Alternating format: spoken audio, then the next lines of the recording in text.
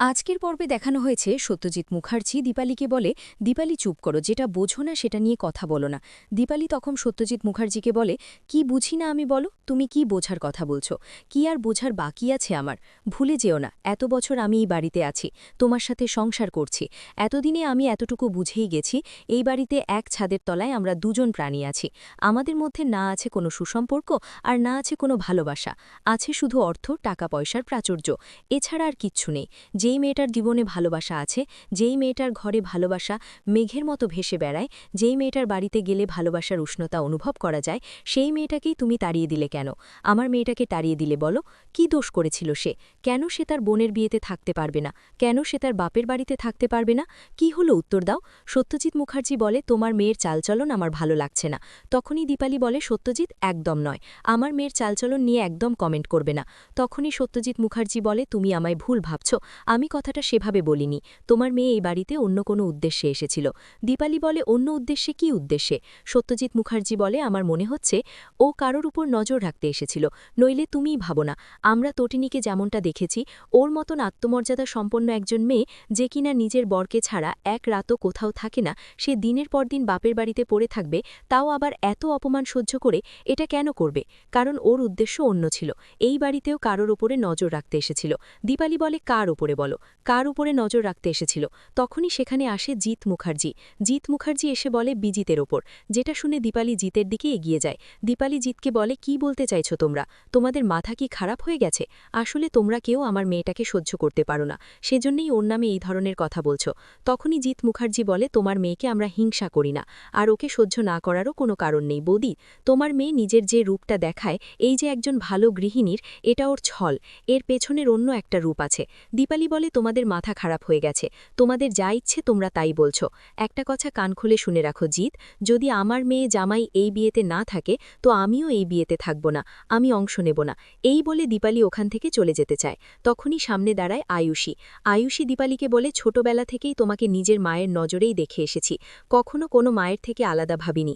তুমিও প্রাণ ভরে আমাদের ভালোবেসেছ। আমার মা আমার জন্য যতটা না করেছে, তার চাইতে বেশি তুমি করেছ। আর আজ বলছো তুমি আমার বিয়েতে থাকবে না? একটা কথা বলো তো জেম্মা, যদি আমার জায়গায় আজ ছর্দি ভাইয়ের বিয়ে হতো, তুমি কি এই কথাগুলো বলতে পারতে? নিশ্চয়ই পারতে না। তাই আমাকে আর ছর্দি ভাইকে আলাবা নজরে দেখো না। তুমি এই বিয়েটাতে থাকবে। এই বিয়েটাতে কে এলো না এলো তাতে তোমার কিচ্ছু যায় আসে না। তুমি এই বিয়েটাতে থাকবে, এটাই শেষ কথা। দীপালি তখন আয়ুষীকে বলে, তুই হয়তো আমার কথাটা বুঝতে পারিসনি। আসলে তোরই বা কি দোষ? আমাকে কেউই বোঝে না, কেউ না। এই বলে দীপালি ওখান থেকে চলে যায়।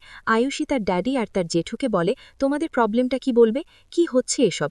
কিচ্ছু আমার মাথায় আসছে না। সর্দি ভাই এভাবে বাড়ি থেকে চলে গেল, তোমরা কেন ওকে চলে যেতে বললে? আত্মীয় স্বজন সবাই বলছে আমার বাবা আমার জেঠুর সর্দি ভাইকে বাড়ি থেকে তাড়িয়েছে। সকলের এত সব কথা আমার আর ভালো লাগছে না। আমার তো বারবার শুধু একটাই ভয় হচ্ছে, আমার বিয়ের আগে বড়সড় কোনো অশান্তি হবে না তো? এই বলে আয়ুষী ওখান থেকে চলে যায়। তখনই সত্যজিৎ মুখার্জি জিতকে বলে, ওদিকে সবকিছু ঠিকঠাক আছে তো? কালিতা কাবিরের কেসটা কোর্টে উঠবে। জিৎ মুখার্জি বলে, এই সব নিয়ে তুমি ভেবো না দাদা, সবকিছু সেট করাই আছে, কাবিরের কেসে আমরাই জিতব। তখনই জিৎ মুখার্জির ফোনে কল আসে। জিৎ মুখার্জি ফোন রিসিভ করতেই ফোনের ওপাশ থেকে পরশুরাম বলে, জামাই প্ল্যানে কাজ করছেন তো? কিন্তু জামাইয়ের চাল তো চালবে না, জামাই তো কাঁচা মাথার প্লেয়ার। আপনারা যারা পাকা মাথার আছে, আপনারাই বরং গেমটা খেলুন, তারপরে দেখুন খেলা কোথা থেকে কোথা যায়। এটা বলে পরশুরাম কল কেটে দেয়। তখনই সত্যজিৎ মুখার্জি বলে, কি হয়েছে? জিৎ মুখার্জি বলে, এই চালটা কাজ দিল না। অন্যদিকে দেখানো হয় তটিনী ফ্ল্যাটে ফিরে আসে। পিকো তটিনীকে বলে, মাম্মি মাম্মি, আমরা ওখান থেকে এখানে এলাম কেন? লাট্টু বলে, এখানে এসেই তো ভালো হয়েছে, আমরা পায়ের সাথে থাকতে পারবো। আর আমার মনে হয় মাম্মিও পাকে ভীষণ মিস করছিল। তখনই পিকো বলে, তাই? আমার তো সেটা মনে হচ্ছে না। আচ্ছা মাম্মি, তুমি কি পাকে খুব মিস করছিলে? তখনই তটিনীর শাট আপ বলে চিৎকার করে ওঠে।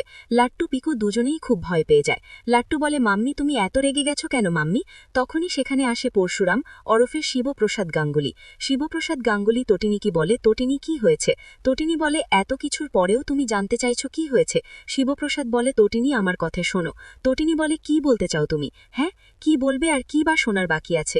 শীতল এই বাড়িতে এসেছিল, রোজই এই বাড়িতে আসতো তাই না? কতদিন ধরে এই আসা যাওয়া চলছিল? যবে থেকে আমি বাপের বাড়িতে গিয়েছি তবে তবে থেকে না?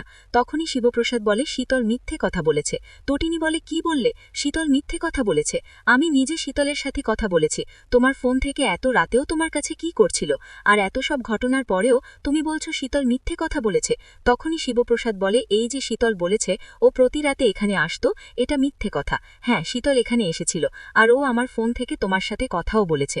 তুমি বিশ্বাস করো শীতল প্রতি রাতে এখানে আসতো না। তখনই তটিনীর নজর যায় খাবার টেবিলের দিকে। তটিনী শিবপ্রসাদকে বলে, ও শীতল তোমার জন্য রান্নাও করেছে, আলু পোস্ত, চুনো মাছের চচ্চড়ি এসব রান্না করেছে। শীতল সবকিছু জানে, তাই না? তোমার পছন্দের খাবার কি, তুমি কি পছন্দ করো, কি অপছন্দ করো, সবটা জানে শীতল। শীতল সবটা কি করে জানলো বলো? তার মানে এক কদিন খাওয়া দাওয়া হয়েছে, ভালোই হয়েছে। শিবপ্রসাদ বলে, তনি তুমি আমায় ভুল বুঝছো। তটিনী শীতল এখানে আসতো না, আমি তো বলছি। দেখো তটিনী, আমি তো ক্লায়েন্ট মিট করে বাড়ি ফিরেই দেখি তুমি বসে আছো। তারপরে শিবপ্রসাদ তটিনীকে পুরো ঘটনা খুলে বলে। সবটা শুনেই তনি বলে, তুমি যখন দেখলে শীতল আমার শাড়ি পরে আছে, ও আমি সেজে আছে, তখন তুমি আমায় কেন ফোন করলে না? কি হলো?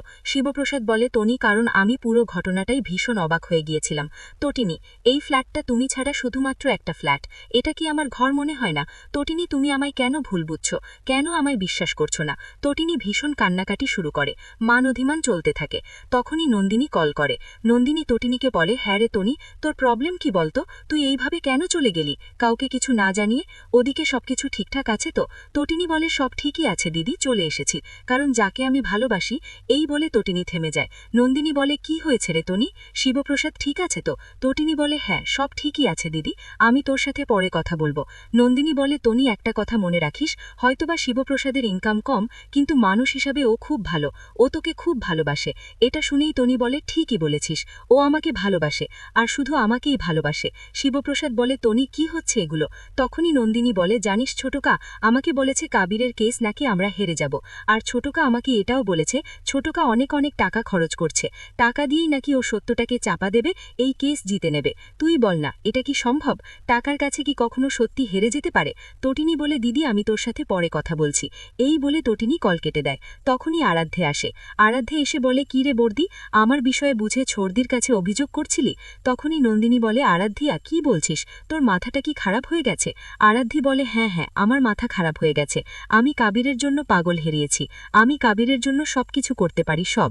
তখনই নন্দিনী আরাধ্যাকে বলে, একটা কথা মনে রাখিস, অন্যায়ের হার হবেই, আজ নয়তো কাল। এই বলে নন্দিনী ওখান থেকে চলে যায়। আরাধ্যে মনে মনে ভাবে, আমি কিছুতেই হারব না, কিছুতেই কাবিরকে হারতে দেব না। আগামী পর্বে দেখানো হবে তটিনী খুব অভিমান করেছে। তখনই শিবপ্রসাদ তটিনীকে কোলে তুলে নেয়। টুনি বলে, কি হচ্ছে এসব? শিবপ্রসাদ তটিনীকে বলে, পাড়া প্রতিবেশী যদি কিছু শুনতে পায়, সেটা ভালোবাসার কথা শুনতে পাবে, কোনো ঝগড়া মানভিমান শুনতে পাবে না।